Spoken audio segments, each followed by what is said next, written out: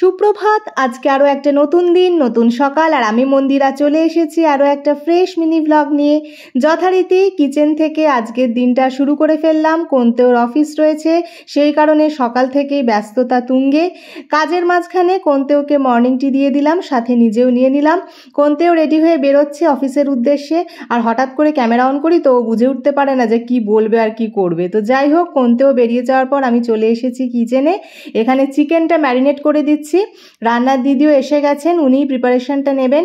কিন্তু ওই যে বললাম, আমার হাতের ম্যারিনেশন, আমার হাতের রান্না, এটার একটা আলাদা স্বাদ অনুভব করে কোন্তেও। তো আমি তো চেষ্টা করি সব রকমের সহযোগিতা করতে সবাইকে, এবং নিজে হাতে রান্নাবান্নাও করি। তো যাই হোক, চিকেন ম্যারিনেট আমার হয়ে গেছে। আর আজকে কাজের ব্যস্ততার দরুন নিজের যে ব্রেকফাস্ট হয়নি সেটা ভুলেই গেছিলাম। তো সেই কারণে এখন ছাতুর শরবত দিয়ে ব্রেকফাস্ট সারছি। আর এই দেখো, আজকেও দিদি আমার জন্য শিউলি ফুলটা নিয়ে এসেছেন। আর এই যে ভালোবাসা, এই ভালোবাসাটা কোথায় পাবো বলো তো?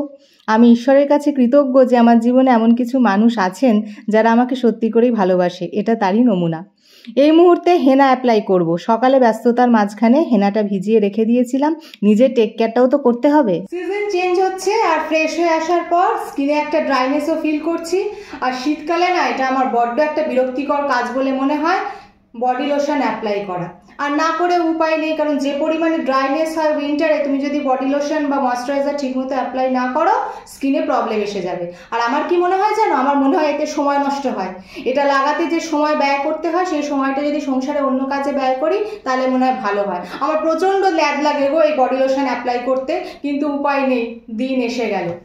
তো যে কথা বলছিলাম, জীবনে বেঁচে থাকার জন্য টাকা পয়সা প্রয়োজন। টাকা পয়সা আসবে যাবে, কিন্তু সেটাই শেষ কথা নয়।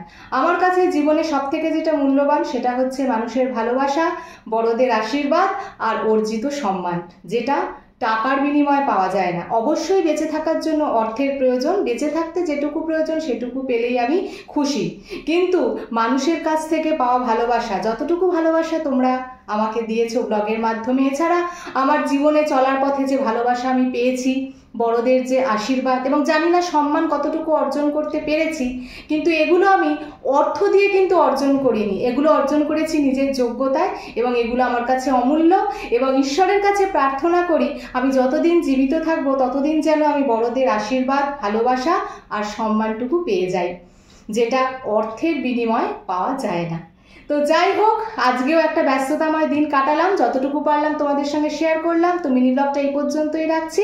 ভালো লেগে থাকলে লাইক, শেয়ার, সাবস্ক্রাইব করে দিয়ে আমার পাশে থেকো। দেখা হচ্ছে নেক্সট মিনি ব্লগে। আজকের মতন টাটা।